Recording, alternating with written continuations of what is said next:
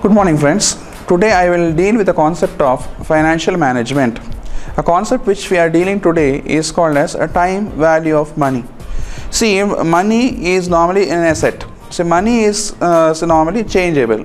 Money cannot remain permanent with anyone. See, it is just like water. Any point of time, see, we will allow the water to go, it will go in any direction.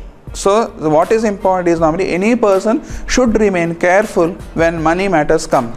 So when say suppose someone gives you 5 lakhs rupees, you should know that what you are going to do with that particular 5 lakhs rupees and how much income you are generating with that particular 5 lakhs rupees. See, some people, when you ask any younger generation guys today, what you are doing with that particular 5 lakhs, suppose the 5 lakhs is there, a ready-made answer what you get is normally I will spend on bike, or I will purchase a car, or I will purchase car, along with it I will purchase one laptop, as well as I need a smartphone. Likewise, these people will come across. Why this type of feelings come? Because it is, first of all, it's not a hard earned money, and second thing is that it is got because of luck by chance. So in such case, people underestimate money. Whereas if you ask a sensible person, say what do you do with this particular 5 lakhs, he will reply you like this. First thing is that he can start his livelihood. He can start anything which will again give him 5 lakhs to 6 lakhs rupees, and then 6 lakhs to 10 lakhs rupees, 10 lakhs to 1 crore rupees. So likewise, there are some people like this, optimist person. So in such case, these people realize that normally money grows only if it's invested wisely. Money will grow only if it is taken care well, it is timed well. So this is one thing which we should know, that the lesson for you is money will grow and expand, money will grow and again give returns only if it is invested wisely. Which market you want to invest, where you want to invest, how the returns come, this you have to analyze. This is something called as time value of money. That is, money value start decreasing over the years as it is coming down, as it is going up. One part that is there. To give an example now, suppose see today you come across the nearest city, Mangalore. In the 60s or 70s, we can find that normally land in the heart of the cities was available for lakhs of rupees. Today we can find that even if you pay crores of rupees also, land is not available. Suppose if your grandfather had purchased an acre of land in the heart of the city, today no doubt that you are a crorepati. So in such case, we find that normally see the respective money value start increasing as well as money value starts decreasing also. Two things we have to look at here. Money value starts increasing when you invest well. Money value starts decreasing when we don't invest, rather we spend. Money value will start decreasing there, it will start slipping off. So we should know these two things very well normally to analyze something called as time value of money. Now where this money has to begin invested. Money can be invested in either investments or the projects. When you invest the money in investments, what happens now again? We should take care of two things there, two R's, that is risk and returns. Invest in bank deposits, you will get the returns. Invest in normally any of the business, you will get back your share of partnership or whatever it is. Okay. Invest in bank, the gold, normally gold market is volatile in nature. So in such case, there are ups and downs possible in the price ranges. That is one thing. Whereas when you invest in real estate, normally your money will never go anywhere. Rather we can find that will appreciate, it will not depreciate. When the money appreciates, automatically we can find that financially you will become richer and richer. One part, this you have to look at. Second type of investment, as I said, normally we will go for investment made in projects. If you invest money in a project, you should know that normally whether the project is feasible or not. If a project is feasible, it will give you better returns. It will again grow very fast. Okay, so that is one thing which you have to look at. So today when you take an example of say ice cream factories in Mangalore, say Ideals. Ideal started its project in 1970s. In 70s itself, normally it took him 2 years to again start getting returns for its ice cream factories.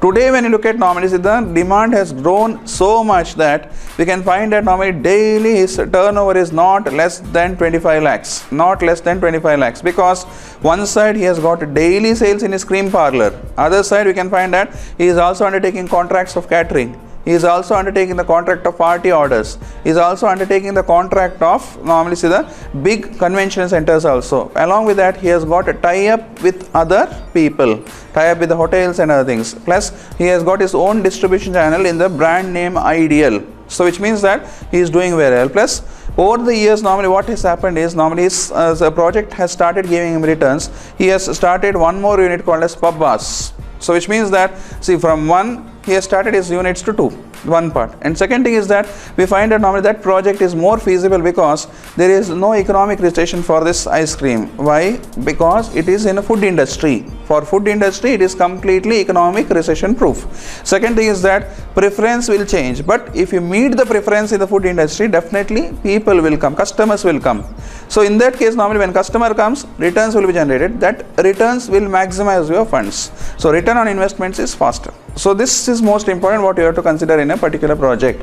How much time you will get back the returns. Returns on investments, returns on capital employed, this you have to calculate. So in such case, normally see your money value should meet these two things, return on investment as well as return on capital investment. Only then your project should be feasible.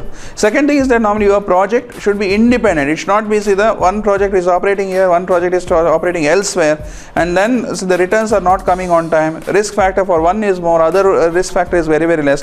In such case, that particular project is not making any profits. One part, this is most important, this you have to analyze. See, the most important thing is that normally see for a common man, it is not possible to invest in projects, but a common man can invest in small investments wherein his money will grow. Whereas normally the large people who are the billionaires, those people can think of investing in projects so that they earn in lump sum. Okay, that is one thing. So in such case, normally again two things we have to look at here. One side, the person investing in small deposits and maximizing his funds. Other side, a billionaire investing in normally the large project or large ventures and increasing his money to twofold or threefold or fourfold. That is there. So this is normally something called as time value of money.